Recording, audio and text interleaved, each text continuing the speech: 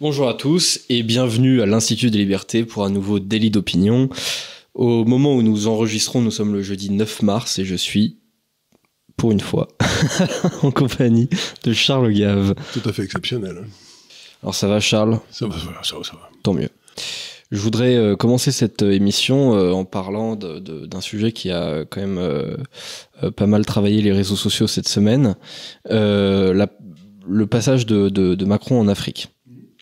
Il y a notamment ce passage où il était donc à Kinshasa.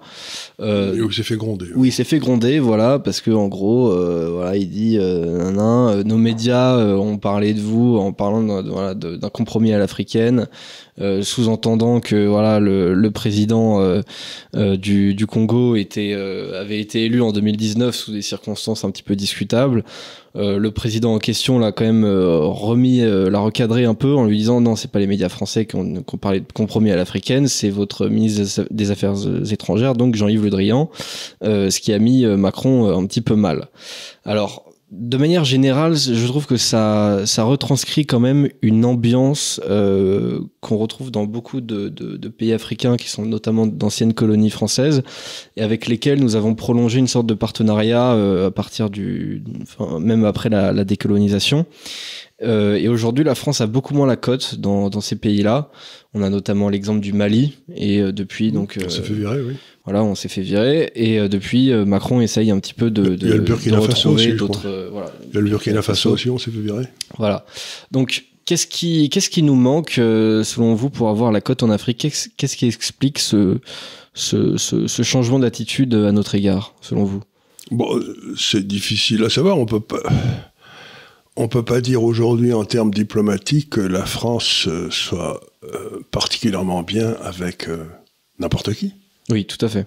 Je vois pas avec qui les gens sont admiratifs de notre diplomatie, de notre président. Enfin, j'en vois pas des masses. Non.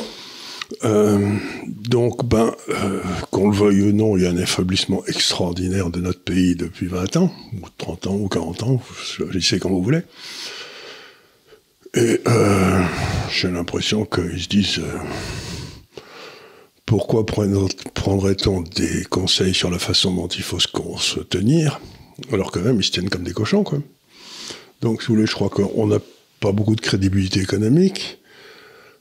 Culturelle, il n'y a pas de culture française, comme le disait le président, notre cher président. Militairement, on n'est pas très balèze. Donc, je sais pas, mais vous êtes un chef d'État étranger, vous voyez pas. La France avait une espèce d'attitude un petit peu condescendante vis-à-vis de ses anciennes colonies. On va vous expliquer comment il faut faire. Et probablement, si ça continue, la prochaine victime, ça va être le franc CFA, quoi. Oui, tout à fait. Mais déjà, il est en danger, le franc CFA, et il y a beaucoup de pays qui ont envie de s'en débarrasser. C'est une histoire, on devait faire une séance dessus, mais c'est une histoire de fou, le franc CFA. C'est-à-dire, c'est un truc qui a été inventé par l'inspection des finances. Donc, ça ne peut qu'amener les pays européens, africains à la ruine, mais j'ai regardé un petit peu, c'est une histoire de fou. C'est-à-dire que les pays... ce qui se passe, c'est que les pays qui dégagent des excédents des comptes courants doivent mettre leurs réserves de change qui sont gérées plus ou moins par la France, ou au moins une partie d'entre elles. Et donc les pays africains qui sont en surplus financent les pays africains qui sont en déficit. Mais pourquoi les types qui sont bien gérés devraient-ils financer les types qui sont mal gérés? Tout ça géré par l'inspection des finances à Paris. Enfin, je sais pas, tout ça me paraît encore une histoire, c'est à peu près aussi idiot que l'euro, quoi. Ce que je trouve assez fascinant avec Emmanuel Macron, c'est qu'il applique son en même temps à sa politique étrangère, et donc il essaye, voilà, de en même temps maintenir un contact avec Poutine et en même temps être copain avec Zelensky. Il veut être copain avec le Congo. Il veut être copain aussi avec le Rwanda, alors que les deux sont, voilà. Et au final, le résultat, c'est que personne nous aime. Voilà, il veut être copain avec tout le monde. Résultat, il est copain avec personne. Personne nous aime, c'est que dans la vie, il faut faire des choix. Et si vous êtes en face de vous un gars qui jamais ne fait un choix, vous dites si ça devient difficile, je sais que il sera incapable de prendre une décision. Donc, un allié, en principe, ça sert quand les choses deviennent difficiles. Et ils savent très bien que l'allié français, ils peuvent rien en faire. Et puis voilà. Donc, je crois que c'est simplement que ça n'est que l'image de la déliquescence française depuis, en particulier depuis que M. Macron est là, quoi. Il n'est pas crédible. Et alors, il y a beaucoup de personnes, par exemple, si on évoque François Asselineau, enfin d'autres gens comme ça, qui parlent souvent de, voilà, on devrait être en capacité d'exploiter la francophonie. Voilà, il y a plein de gens, notamment donc en Afrique, qui parlent français, etc. Moi, je voulais vous demander si vous aviez un avis là-dessus. Je me suis toujours demandé, bah, écoutez, oui, c'est sympa d'avoir beaucoup de gens qui parlent français, mais je me demande concrètement comment on exploite la francophonie. Parce qu'il y a beaucoup de gens qui parlent anglais. Je sais pas si ça fait bien le business du Royaume-Uni, par exemple. Je sais pas s'ils sont particulièrement contents. Ben, les Anglais, ça a été un gros avantage parce qu'ils ont exporté et leur langue et leurs droits. Donc, quelque part, ils sont à l'aise partout. Nous, non, on n'a pas. On a un certain nombre de gens qui parlent. Par exemple, M. Macron va dire des bêtises à Kinshasa, ou son ministre. Très bien, mais Kinshasa, c'est quand même la plus grande ville francophone du monde. Donc, je sais pas, mais cet homme a l'air de croire que dire des vérités premières, ça lui donne une stature. Quand on est à l'étranger, on est poli. On ne parle pas de compromis à l'africaine, c'est-à-dire un peu douteux, quoi. Ouais. Enfin, je sais bien qu'il dit qu'il n'y a pas de culture française, je l'ai déjà dit, mais en tout cas, il manie très mal le français. Parce que le français était la langue de la diplomatie, donc on pouvait dire des choses tout à fait pertinentes sans jamais vexer personne. Ben, lui, il ne sait pas le faire. Et alors, ces pays... Je crois que c'est un homme qui se surestime. Ces pays africains, donc je prends par exemple l'exemple du Mali, quand ils se détournent de la France, ils se tournent généralement vers une autre grande puissance. Alors ça peut être les États-Unis, la Chine, la Russie. Est-ce que ces pays-là ont raison de se tourner vers des puissances comme ça? J'en sais rien, je suis pas un... ce qu'il y a de certain, c'est que j'ai l'impression que l'Afrique anglophone se porte plutôt mieux que l'Afrique francophone. D'abord parce qu'ils ont un droit qui est plus flexible, etc. Donc je ne sais pas s'ils ont raison, mais comment dire, quand vous êtes un soleil, si vous voulez, les planètes qui tournent autour de vous, elles tournent autour de vous parce que elles ne peuvent pas faire autrement, quoi. Mais ce qui est évident, c'est que maintenant, plus personne ne tourne autour de nous, quoi. Les gens vont tourner ailleurs. Oui. Parce que s'ils vont tourner ailleurs, c'est qu'ils y trouvent leur intérêt. Ouais. Moi, en tout cas, ce qui est certain, c'est que la France n'est plus prise au sérieux par personne, quoi. Et alors, on change de sujet, on va au Royaume-Uni. On a un projet de loi d'immigration au Royaume-Uni, qui a la volonté d'être assez ferme sur l'immigration illégale. Donc, qui prévoit par exemple l'interdiction à vie d'entrer sur le territoire britannique si vous êtes déjà entré illégalement une fois. Et alors, ça a soulevé des cœurs un petit peu partout, notamment dans les instances internationales. Je pense à l'ONU ou je pense à la CEDH, puisqu'on a des droits de l'immigration qui découlent donc d'un côté de la Convention de Genève, d'un autre côté de la Convention européenne des droits de l'homme, qui nous interdit par exemple de renvoyer plusieurs clandestins en un seul vol, et qui nous interdit aussi d'avoir des procédures collectives pour renvoyer des migrants. Il faut avoir des procédures individuelles et le droit d'asile doit regarder individuellement les cas par cas. Alors je ne sais pas en ce qui concerne l'ONU, mais en ce qui concerne la Cour européenne des droits de l'homme, si mes souvenirs sont exacts, quand ils sont sortis de Bruxelles, ils sont sortis de tous ces trucs-là. Non, pas de la CEDH. Si, je crois qu'ils ont abandonné parce que sinon ils ne récupèrent pas leurs droits. Oui, mais c'est pas la même instance. C'est la Cour européenne juge la. Mais on y va volontairement dans la Cour européenne des droits de l'homme. Oui, mais après ils ont tout à fait le droit de sortir de la convention. Enfin, je sais pas, il faudra vérifier ce détail, mais en tout cas, s'ils sont restés, ils s'en foutent. Parce qu'à ce moment-là, ils peuvent rien faire sur l'immigration. Donc pour moi, il était évident que les Anglais étaient sortis. Vous me dites qu'ils ne sont pas sortis. Je veux bien le croire. Non, du coup, ils sont plus soumis aux droits communautaires de l'Union européenne, mais ils sont encore soumis à la Convention européenne des droits de l'homme. La Convention européenne des droits de l'homme, elle regroupe une cinquantaine de membres, dont par exemple des pays comme la Russie, ou même la Turquie. Ils en sont sortis, la Russie, ça y est. Ils en sont sortis. Il y a toute une série de pays qui sont sortis, et je vois pas du tout ce que l'Angleterre fait dans la Convention européenne des droits de l'homme, parce que Quelque part, les droits de l'homme, c'est eux qui les ont inventés, quoi. Donc, ils n'ont pas besoin de quelqu'un de l'extérieur qui va leur dire ce qu'il faut faire. Surtout des juges anciens communistes ou n'importe quoi qui sont à Luxembourg, je crois, et qui n'ont rien à dire. Donc, il faudrait vérifier ce point-là, mais à mon avis, on verra ça la prochaine fois.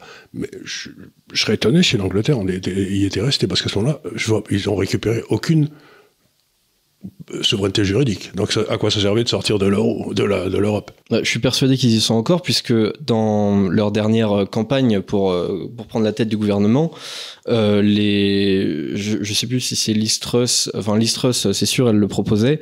Je sais plus si Rishi Sunak le proposait aussi, mais enfin Liz Truss en tout cas proposait de faire une réforme de la Convention européenne des droits de l'homme, ce qui est à peu près impossible. Donc si elle voulait en faire une réforme, c'est forcément que le Royaume-Uni était encore soumis. Peut-être pas, il voulait peut-être faire une réforme et rentrer, j'en sais rien. Non, mais pour moi, si vous voulez, qu'il soit resté dans la... Parce que je crois que, par exemple, la France y est rentrée volontairement. Vous n'êtes pas obligé, dans les conventions européennes, vous n'êtes pas obligé de vous... Non, tout à fait, on y est rentré volontairement donc en on doit 74. sortir comme on veut. Oui. Je veux dire, il n'y a pas de... Donc, s'ils ne sont pas sortis, c'est une erreur des conservateurs absolument incroyable, parce que sinon, ça ne sert à rien. Je veux dire, à partir du moment où vous avez des gars... Mais la question, c'est qu'ils s'en sont peut-être sortis, mais est-ce qu'ils reconnaissent, par exemple, les jugements? Le Parlement est devenu souverain, il n'a pas à reconnaître le jugement d'une cour de justice à l'extérieur. Donc, le fait qu'il soit sorti de l'Europe vaut peut-être sorti de la Cour européenne des droits de l'homme, je ne sais pas. Mais pour moi, c'est une question essentielle, parce que je vois pas pourquoi il serait sorti de l'Europe si c'était pour continuer à se faire dicter des trucs par des gens qui n'ont pas élus à Luxembourg. Et c'était justement là-dessus qu'avait lieu le débat pour rentrer ou sortir. Alors, donc, enfin, je sais pas, c'était un truc à vérifier, mais s'ils sont pas sortis, ça prouve simplement que les conservateurs sont encore plus nuls que je ne le pensais. Oui, non, mais bien sûr, c'est le droit souverain d'une nation d'y rentrer ou d'en sortir. C'est un texte, il me semble qu'il est de 1950 ou 1955, enfin dans ces eaux-là. Nous, la France, alors le général de Gaulle a absolument pas voulu qu'on y rentre. On y est rentré assez tard, hein. On y est rentré en 1974, donc début du mandat de Giscard d'Estaing. Et le général de Gaulle était parfaitement lucide sur ce que ça voulait dire de rentrer dans ce truc-là. De Gaulle, il a toujours été contre le gouvernement des juges. Mm-hmm. C'est-à-dire que pour lui, les juges, c'était des gens qui appliquaient le droit, mais pas qui faisaient le droit. Donc, voilà. Il a toujours dit que c'était un... D'ailleurs, il était aussi... Je crois que la Cour constitutionnelle existait à peine dans la Ve République, puis c'est Bien sûr, le Conseil constitutionnel s'est arrogé des droits supplémentaires même pas après que De Gaulle soit parti, mais après qu'il soit mort.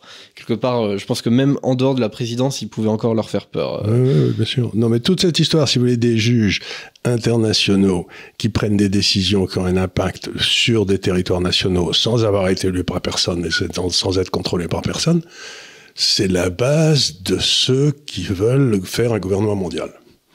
Donc, comme partout, il y a des révoltes contre ces gars-là. On va revenir les hommes des arbres contre les hommes des bateaux partout. Si l'Angleterre l'a pas fait, c'est incompréhensible. Et alors, ce que je trouve intéressant, c'est que c'est quand même un texte de loi. Alors bon, on pourrait le juger tout à fait légitime. Enfin, surtout que c'est sur l'immigration illégale. Donc, enfin, je veux dire, ça part de. Mais un gouvernement, un truc international n'a rien à dire sur l'immigration illégale, puisque les frontières restent du domaine de chaque pays. Mais bien sûr, ce que ça veut dire, c'est que c'est concrètement interdit de contrôler ces frontières, tout en étant en règle dans le droit international, quoi. Oui, non, mais ça veut dire que c'est pas une très bonne publicité pour le droit international. Non, mais ça veut dire encore une fois que la communauté internationale, le droit international, ça n'a aucune réalité. Quand les gens me disent de la communauté internationale, je leur dis, vous voulez parler de qui? De la CIA et du FBI? C'est ça qui fait la communauté internationale? Parce qu'il y a des communautés locales, et la communauté internationale, ça n'a pas d'existence. Ça n'a pas de substance. C'est un machin inventé par des journalistes et des juristes pour enlever le pouvoir au peuple. Mais ça n'a pas d'existence. Pour moi, c'est du grand n'importe quoi. Parce que qui décrète que vous faites partie de la communauté internationale? Qui vote? Qui fait quoi? C'est le New York Times? Généralement, oui. En fait, comment dire? C'était pas la route. C'est ce qui est interprété comme on va dire la majorité des gens membres de l'ONU, quoi. Qu'est-ce que pensent la majorité? Les journalistes du monde, c'est la communauté internationale? C'est un concept extrêmement flou, effectivement. C'est un concept qui n'a pas lieu d'être, surtout. Puisqu'il ne repose sur aucune force de coercition. Un pouvoir a le pouvoir, comme je l'ai expliqué 25 fois, Le pouvoir politique, c'est celui qui a le monopole de la violence légitime. Et alors, qui a le monopole de la violence légitime à l'international? Les casques bleus. Ben non. Ben apparemment, c'est les États-Unis qui décident que quand ils envahissent l'Irak, c'est légal, et puis quand la Russie envahit l'Ukraine, c'est illégal. Mais moi, je vois pas de différence entre les deux. Oui, bien sûr, il y a un double standard là-dessus. Ben évidemment, c'est celui qui a la plus grosse massue qui décide que lui représente la communauté internationale. Mais ça n'a rien de juridique. Oui, tout à fait. Oui, tout à fait. C'est juste une question d'influence, de jeu, de tu vas voter avec moi et toi aussi, et comme ça, tous ensemble, on sera la communauté internationale. Voilà. Et comme il se trouve que c'est mon armée qui est dans votre pays, vous avez intérêt à dire que c'est moi qui suis la communauté internationale. Non, mais c'est n'importe quoi. Ouais. Et alors, les journaux, notamment anglais, ont relevé quelque chose, mais moi je me demande si c'est pas justement l'inverse qui l'explique. C'est-à-dire, il disait, mais comment expliquer, voilà, que ce soit un premier ministre d'origine indienne qui fasse ce genre de texte de loi, parce que la ministre aussi de l'Intérieur est aussi d'origine indienne, donc ils se disent, mais quand ça se fait que ce soit des gens d'origine immigrée qui eux-mêmes fassent un texte anti-immigration? Moi je me suis dit, mais c'est justement parce qu'ils sont d'origine immigrée qu'ils n'ont pas ce complexe de pouvoir être potentiellement derrière accusés de racisme, et que du coup ils font justement un texte de loi aussi dur. Oui, c'est pas possible, mais il y a ce qui m'intéresse en Angleterre, c'est pas tout le monde ces histoires de loi, etc. C'est que pour la première fois, je crois dans l'histoire, il y a un journal anglais, le Daily Telegraph, qui est donc le journal plutôt conservateur, enfin l'équivalent du Figaro, mettons, et qui demande à ce que le ministre de la Santé, pendant la période du Covid, M. Hancock, soit jugé pour abus de pouvoir, atteinte à la liberté atteinte à la liberté des gens. Et là, je retrouve l'Angleterre que j'aime. Oui. Tandis que cette Angleterre qui se noie dans tous ces traités internationaux, ça n'a aucun intérêt. Mais là, de voir un grand journal conservateur dire ce qu'on a fait au moment du Covid au peuple, à la forcer à s'enfermer, à les forcer à c'est un crime contre l'humanité, et il demande un jugement contre le ministre de la Santé. Et ben ça, je trouve ça intéressant. Ça, c'est l'Angleterre que j'aime, c'est celle qui défend les libertés individuelles. Et ben, j'aimerais que... Qu'on en fasse autant pour Agnès Buzyn. C'est pas tellement Agnès Buzyn, c'est l'autre fou, là. C'est, comment il s'appelait le ministre suivant, c'était... Ah oui, Olivier Véran, ouais. Olivier Véran, lui alors... Agnès Buzyn était juste incompétente, alors qu'Olivier Véran, il a mis du sien. Hein. Ouais, Olivier Véran, il y avait une sorte de... C'est un personnage un peu malsain. Oui, et puis les gars qu'on a virés des hôpitaux, etc., ils sont toujours pas été réintégrés. C'est le scandale du siècle, cette histoire. Oui, enfin, on voit bien que c'est une vengeance personnelle. C'est une vengeance personnelle. C'est une décision qui a toute politique et rien de sanitaire, parce qu'aujourd'hui, on parle plus du tout du Covid. On l'a complètement oublié, et on est le seul pays à faire ça. Non seulement ça, mais ceux qui ont refusé, il semble bien que médicalement, ceux qui ont refusé avaient raison de refuser. Il y avait des dangers à la vaccination. Il y avait les dangers. En tout cas, c'est leur droit souverain. D'abord, c'est leur droit souverain. Et ensuite, il semble bien qu'il ressemble de plus en plus qu'il y a un certain nombre de maladies qui apparaissent, de trucs d'arrêt du cœur chez des sportifs de 30 ans en pleine forme, etc. Donc, il semble bien cette histoire est loin d'être finie. Donc, ils avaient raison de ne pas obéir au gouvernement, quoi. La Banque mondiale suspend son partenariat avec la Tunisie. Parce qu'avec la Tunisie, on a eu un petit peu la même histoire. Alors, c'est pas une histoire de texte de loi, mais c'est simplement les Tunisiens se sont confrontés à la réalité de l'immigration que nous on subit depuis beaucoup de temps. C'est-à-dire qu'ils ont eu d'un seul coup des centaines voire des milliers de migrants subsahariens qui ont débarqué donc du sud de la Tunisie. Et directement, il y a eu des affrontements, des émeutes. Enfin, c'était le bazar, quoi. Et directement, le président tunisien a eu des mots très forts pour qualifier ce qui se passait. Et surtout, il a appelé au téléphone les gens, ses contreparties là-bas dans les pays en question. Tout à fait. Et il a dit donc vous reprenez vos gars. Oui. Ils sont partis. Ils les ont repris.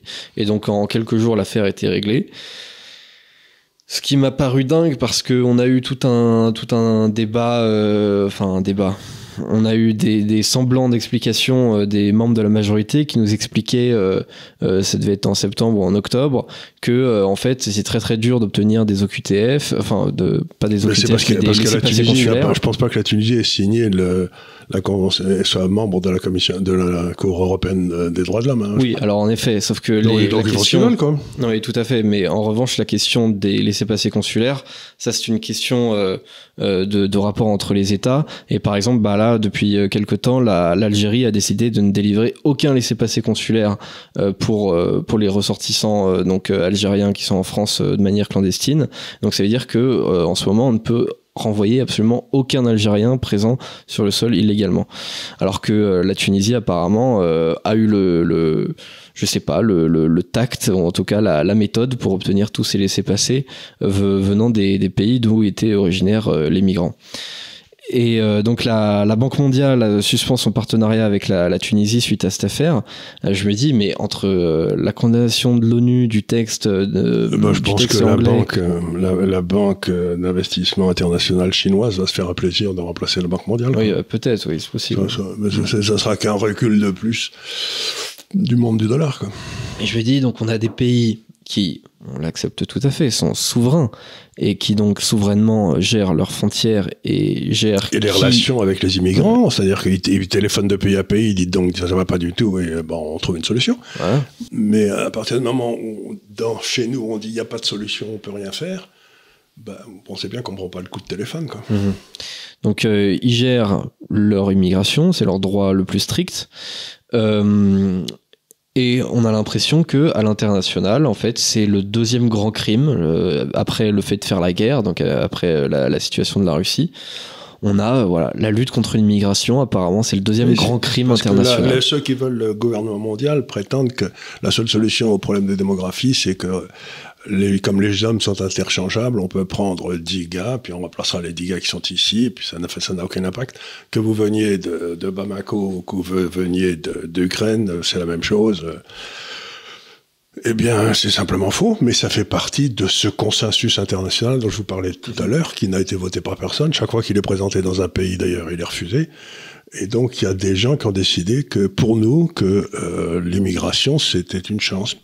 C'est possible, mais quelque chose qui est une chance à un niveau relativement raisonnable cesse de l'être quand ça devient un raz-de-marée, quoi, c'est tout.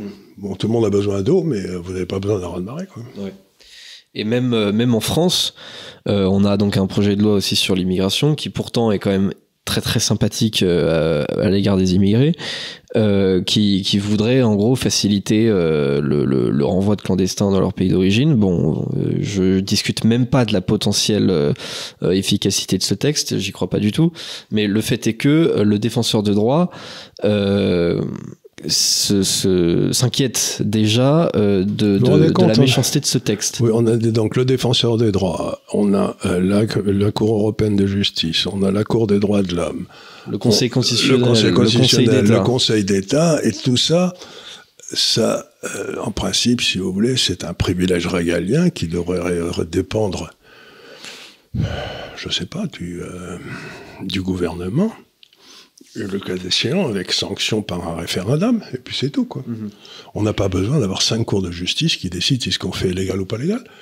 Parce que ce qui se passe aujourd'hui, que je vois, c'est qu'il y a, par exemple, il y a une grosse bagarre en Israël, encore une fois, avec la Cour de justice, la Cour suprême, etc. Parce que la Cour suprême s'autorisait à interdire au gouvernement israélien de faire un certain nombre de choses qui étaient parfaitement légales, mais elle l'interdisait. Alors finalement, il y a eu la bagarre entre Netanyahou et la Cour de justice, et on est en train de réformer les pouvoirs de la Cour suprême parce qu'ils intervenaient directement dans la politique du gouvernement. Tout le monde crie à la dictature, mais le juge n'est pas responsable de la politique, il est responsable d'appliquer le droit, mais pas de le faire. Tout à fait. Ça, c'est tout, quoi. Donc cette façon qu'ont les juges de se présenter en autorité morale, quand il y en a un qui est bien, comme par exemple Charles Pratt, on le met à la poubelle.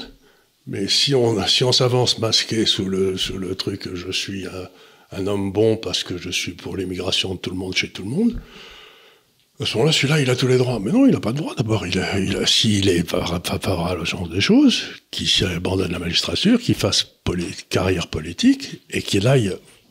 Imaginez-vous, c'est le DAF qui vient me rendre visite. Bonjour, mon chien. Voilà, c'est le DAF. Les habitués connaissent le DAF. Et donc, je trouve cette prétention qu'ont les juges de représenter quelque chose qui est supérieur à la volonté du peuple, parce que eux, ils sont bons, inacceptable. inacceptable. C'est la volonté du peuple qui est souveraine, c'est pas la volonté des juges. Absolument. Les juges ne sont pas souverains. J'ai trouvé l'argumentation du défenseur de droit absolument géniale. C'est-à-dire que, en gros, leur argumentation, c'est de toute façon, gérer l'immigration, on a déjà essayé, ça marche pas, quoi. Et voilà. Et donc, dès que des gens essayent, directement, on leur met des bâtons dans les roues en leur disant non, mais tu peux pas faire ça. Bah oui, forcément que ça marche pas si on a toute la terre contre nous, forcément, oui. Donc, non, mais surtout si on a le juge qui décide que ça marche pas, ben ça sert à rien de le faire, quoi. Oui, voilà. Donc non, mais en plus, c'est cette façon qu'ont les juges de se présenter comme meilleurs que les politiques est insupportable. Oui, meilleur que les politiques, meilleur que le peuple, si jamais ils décident quelque chose, voilà. Ils savent mieux que tout le monde, de toute manière. Ils savent mieux que tout le monde. Eux, comme ils sont protégés par l'indépendance de la justice, ils disent, nous, on est indépendants mes fesses. Si tu veux expliquer ses idées, tu fais campagne, tu y vas et tu vas toi-même, toi. Tu présentes ses idées. Et ça, c'est le grand tort de la gauche. Par exemple, toutes les grandes réformes sociétales ont été faites aux États-Unis depuis très très longtemps, ont toujours été faites par la magistrature et jamais faites par le Congrès. Parce que le Congrès, ça pouvait pas passer. Il y avait toute une série de choses qui passaient pas. Mais par la magistrature, ça passait. Ouais. Et ben, je trouve cette façon de violer les peuples insupportable. Oui, tout à fait. Bah déjà, c'est un manque de séparation entre le politique et le juridique. Voilà.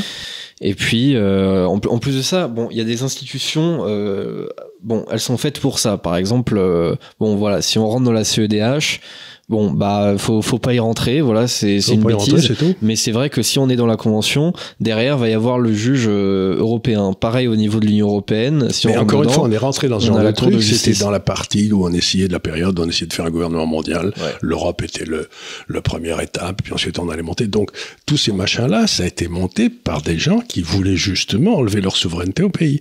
Et maintenant, on essaie de retrouver notre souveraineté, et ces gens-là, avec tout le prestige qu'on leur a attaché, mettent des bâtons dans les roues des peuples. Et donc, ils sont profondément antidémocratiques. Oui, et parfois, les juges, justement, s'arrogent des droits supplémentaires qu'ils n'avaient pas à la base. Bien sûr. On parlait du Conseil constitutionnel tout à l'heure. Le Conseil constitutionnel, au départ, en fait, devait juste voilà, juger la conformité des lois vis-à-vis de la Constitution. Enfin, c'était pas l'objectif. Mais le Conseil d'État le faisait. L'objectif n'était pas, voilà, tout à fait. L'objectif n'était pas de censurer le législateur, n'était pas, en fait, d'empêcher de faire de la politique. Et il y a notamment une décision de juillet 1971, qui est une décision liberté d'association, qui a tout changé dans l'histoire du Conseil constitutionnel, puisque en fait, au début, donc la Constitution, c'est juste le rapport entre les pouvoirs, c'est la Constitution de 58. Et ils ont mis au même niveau que la Constitution de 58 le préambule de la Constitution de 1946 et la Déclaration des droits de l'homme et du citoyen, donc de 1789. Ce qui apporte un regard totalement différent sur la Constitution, parce qu'à ce moment-là, c'est plus juste l'organisation des pouvoirs publics. Le Sénat fait ceci, l'Assemblée fait cela, la Cour fait ceci. Ça donne la légitimité à des gens comme les juges. Et ça donne, ça donc renvoie à des grands principes qui derrière, par exemple, bon, donc à partir de cette décision, le Conseil constitutionnel peut décider de censurer une loi parce que c'est contraire au principe de liberté, d'égalité, de fraternité. Donc ce sont des principes qui évidemment, par exemple, on avait peuvent être interprétés de manière très large. Permis les gars qui faisaient rentrer illégalement les migrants, oui, tout à fait. Les gars d'Italie, là, ouais, on a dit que c'était contraire au principe de fraternité. Absolument. Donc le gars était condamné pour avoir fait une chose qui est parfaitement légale, qui était d'empêcher de rentrer des immigrés illégaux. C'est quand même un détour du droit qui est incroyable. Donc ces gars-là finissent par changer la nature même de la Constitution, et personne ne leur a donné ni le droit ni le pouvoir, quoi. C'est voilà. Extraordinaire. Tout à fait. Il y avait cette histoire avec donc Cédric Héroux qui a fait passer des migrants pas dans la Méditerranée, dans les Alpes, et donc à la base donc il est donc poursuivi par l'État français, puisque en fait c'est interdit de faire passer normalement des clandestins. C'est une complicité de clandestinité. Et donc en fait le Conseil constitutionnel derrière a censuré ce texte de loi concrètement en disant mais c'est contraire au principe de fraternité. Voilà. Fraternité. C'est-à-dire qu'on a enlevé d'un seul coup, le Conseil constitutionnel a fait sauter toutes les lois qui empêchaient l'immigration illégale. Voilà. Et de quel droit? Sans que le peuple ait été consulté une fois encore. Donc tout ça, c'est absolument extraordinaire, parce qu'on le retrouve dans tous les pays du monde, cette espèce de tentative par ce groupe, ce que j'appelle les hommes des bateaux, là, ce groupe pour prendre le contrôle des pays par l'intermédiaire d'un droit qui est à l'extérieur du pays et qui n'est pas contrôlé par le pays. C'est c'est un coup d'État, quoi. Oui. Et d'ailleurs, parfois même juste, par exemple pour le Conseil constitutionnel, il peut, alors le Conseil constitutionnel donc peut réinterpréter complètement le droit même interne, pas forcément supranational, en le dénaturant complètement et en empêchant tout simplement de faire de la politique. Et de l'autre côté, donc on a les juges européens qui font un petit peu pareil, mais au niveau européen, donc en se mettant sur les textes européens ou sur la Convention européenne des droits de l'homme, qui pareil peut être interprétée de manière très très large. Je voulais parler d'un autre sujet aussi, qui est passé un peu inaperçu en France, mais on a Trump qui revient un peu dans le jeu. Oh bah oui, on savait qu'il allait se représenter. Il était mis un peu mal après les midterms parce que ses candidats avaient fait des scores assez décevants, alors que de son côté, DeSantis avait fait un très bon score en Floride. Donc DeSantis avait un peu la cote, et donc là récemment il y a eu la CPAC, qui est une sorte de convention en fait des républicains, qui a complètement adoubé Trump. C'était d'un score à peu près aux 2/3, même je me demande si c'était pas un peu plus. Et donc Trump derrière a fait un très très long discours, où d'ailleurs j'ai trouvé intéressant, alors j'ai pas tout écouté parce que c'est très long, mais il avait beaucoup plus une vision d'avenir, alors que ça faisait quand même depuis les élections de 2020 qu'il était en boucle sur la fraude, et ça n'a pas porté ses fruits. On l'a vu notamment donc aux midterms, où ces candidats qui arrêtaient pas de parler de la fraude de 2020, fraude réelle ou supposée, avaient eu quand même des mauvais scores. Ils n'étaient pas bons dans l'électorat américain.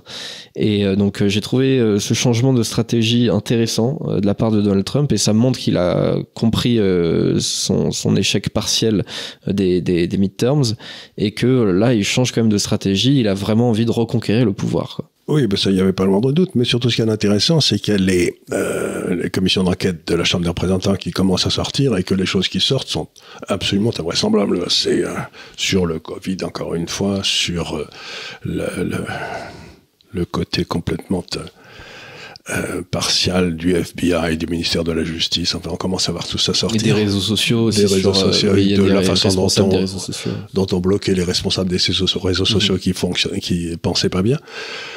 Donc, les élections dans 2 ans, là, vont être vraiment pour ou contre Washington. C'est-à-dire que ce qu'a dit Trump dans son discours, c'est qu'il a dit il faut se payer maintenant.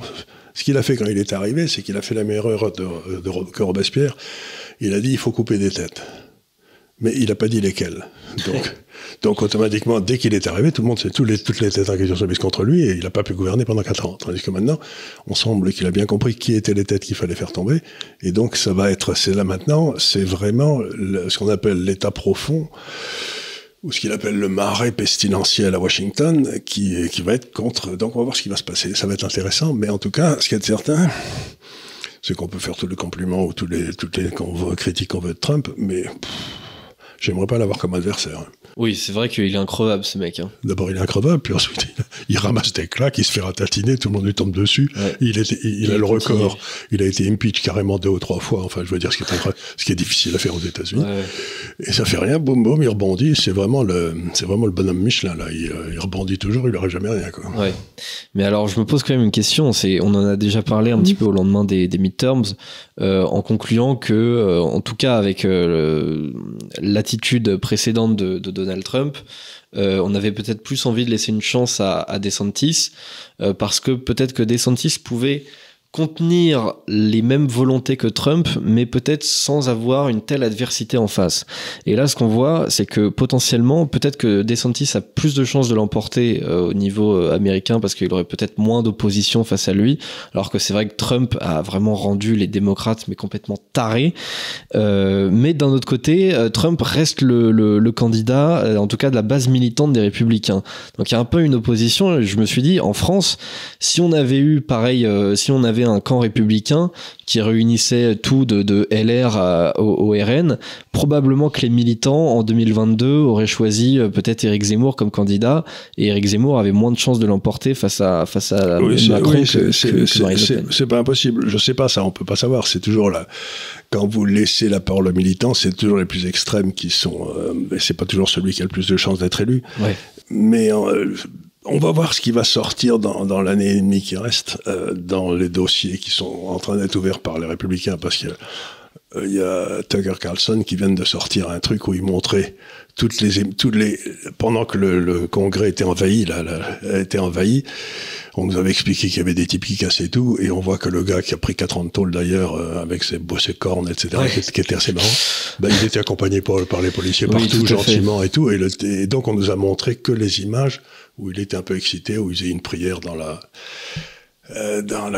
grand hall. Donc, ce qu'il y a, c'est qu'on voit très bien que, au travers de ces images, ce qu'a fait Tucker Carlson, c'est qu'il a projeté des images qui sont pas travaillées, qui sont les images brutes. Et on voit très bien que les images qu'on avait eues avant, c'est des images qui avaient été travaillées pour montrer qu'il y avait une émeute épouvantable, que ça avait été une attaque. Et il n'y avait pas eu d'émeute, c'est que les gens se promenaient le nez en l'air et en prenant des selfies, quoi. Tout à fait. En fait, je pense qu'il y a eu un mouvement de foule de curieux.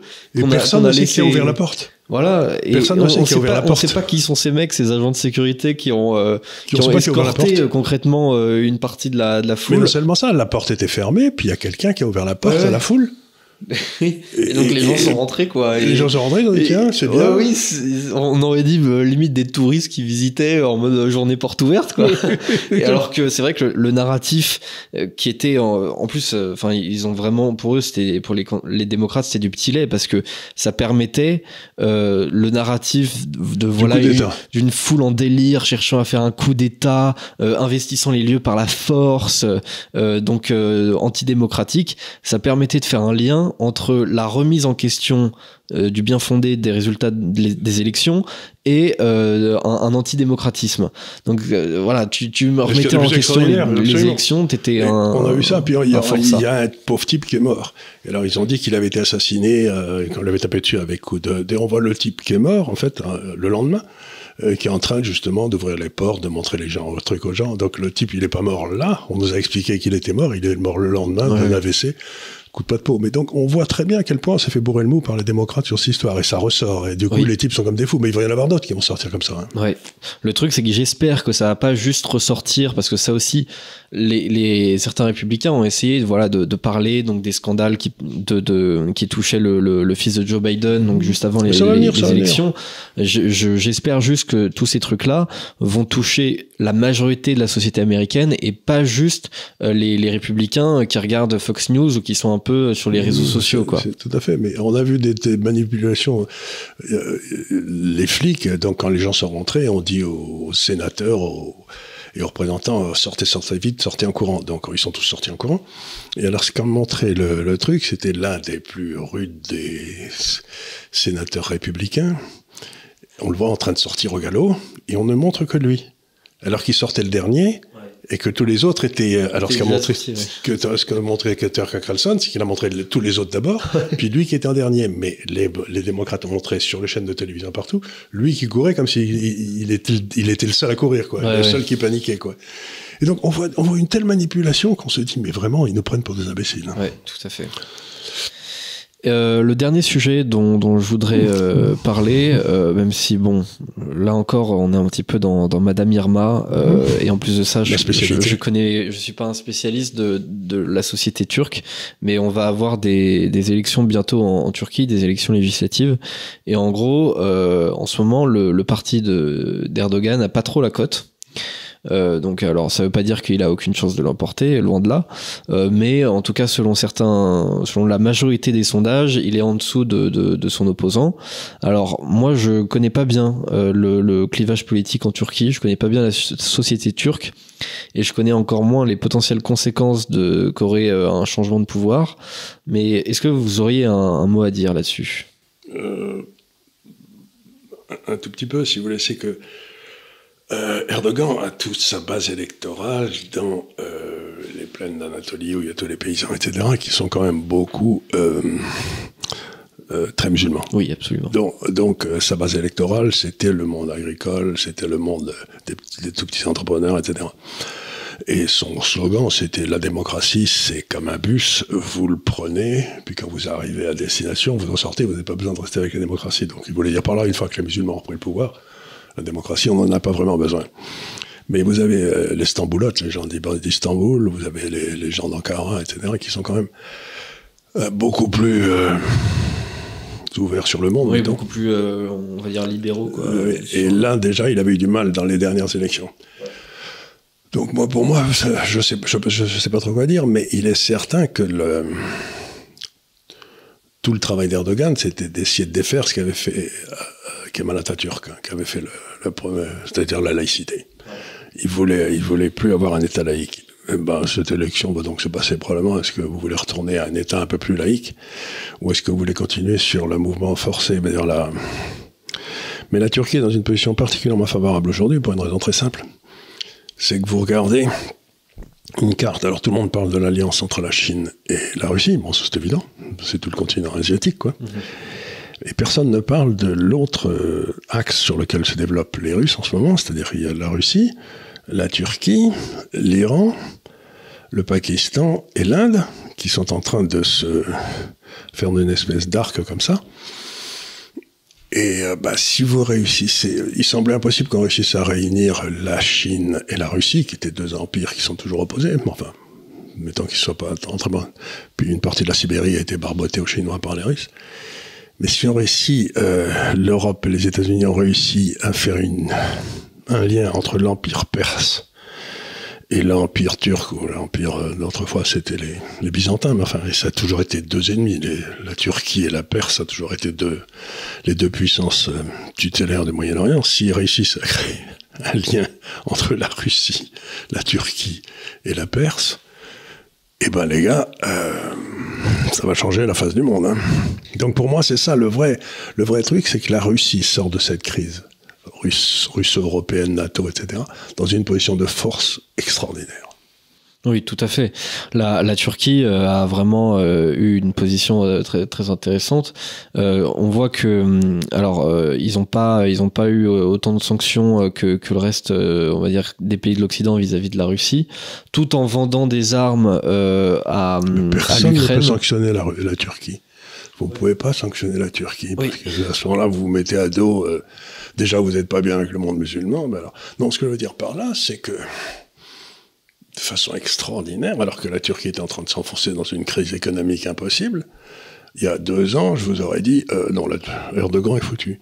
Mais compte tenu de ses triomphes diplomatiques, il est en train de rétablir la Turquie comme un acteur extraordinairement important du jeu diplomatique mondial.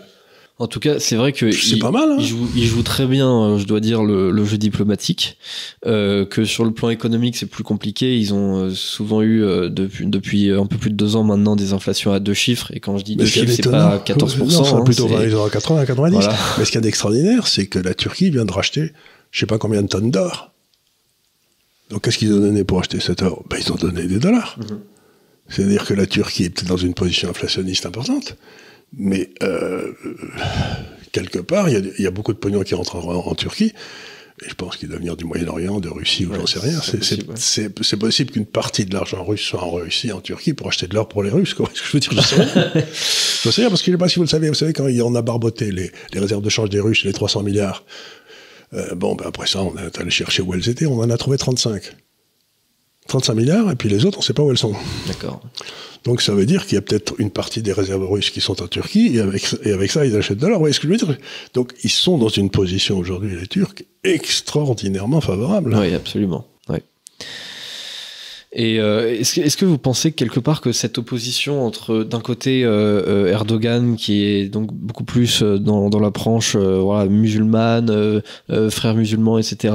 Et la branche Turquie indépendante. Vous avez le match entre la Turquie indépendante ou le match Turquie-NATO, OTAN. Ouais, c'est un peu ça, ouais. Est-ce que je reste un sujet des États-Unis ou est-ce que je décide de redevenir la grande puissance ? C'est un peu ça là-dessus que ça va se passer. Et ce qui est intéressant, c'est qu'il y a quelques mois, il y a 2 ans à peu près, les Turcs avaient acheté des missiles russes. et que ça avait rendu les Américains absolument faudrages. Oui, ils sont membres de l'OTAN. Ils sont membres de l'OTAN, mais donc ils commençaient. Donc la vraie question, c'est qu'on devrait se poser, c'est pas le résultat des élections, c'est est-ce que la Turquie va rester dans l'OTAN? Ouais. C'est ça qu'on devrait se poser comme question. Ouais, c'est vrai que oui, ils sont un peu kiff-kiff, hein, et ils sont dans une position d'équilibre qui est intéressante. Ils sont en bagarre avec la Grèce, qui aussi fait partie de l'OTAN. Ouais. Donc s'ils sortent de l'OTAN, ils peuvent avoir les coudées un peu plus libres avec la Grèce, quoi. Ouais. Possiblement. Ce qui derrière, en revanche, si nous, Europe, on s'est mis mal, on doit aider la Grèce, puis on doit aider l'Ukraine, ouais. En même temps, ça va devenir un peu épuisant. Ouais. Ça va devenir un peu compliqué. Hein. Il faut que vous vous entraîniez physiquement parce que vous allez devoir aller courir dans les Aurès. Moi pas, mais vous, ça peut vous arriver. Hein. Ouais, je m'affûte un peu en ce moment. On sait jamais. On sait jamais si je suis déployé dans une île grecque pour chasser des Turcs. On sait pas. Voilà, peut-être. Écoutez, cet épisode il est un petit peu plus court que d'habitude, mais ma foi, on a épuisé toutes les questions que j'avais préparées. C'est très bien. De temps en temps, il faut comme ça, vous pourrez le regarder un peu plus parce que ça sera plus court. Voilà, vous pourrez le regarder deux fois. On aurait dû le dire au début, tiens. Ouais. Pour qu'il reste.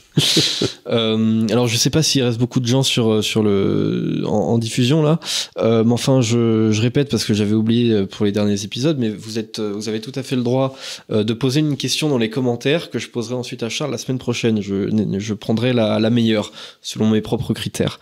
Donc voilà, pour ceux qui sont là, vous êtes récompensés potentiellement avec une petite question à poser à Charles pour la semaine prochaine. Des pouces dans tous les sens ou je sais pas quoi. Et des pouces dans tous les sens, ça va de soi.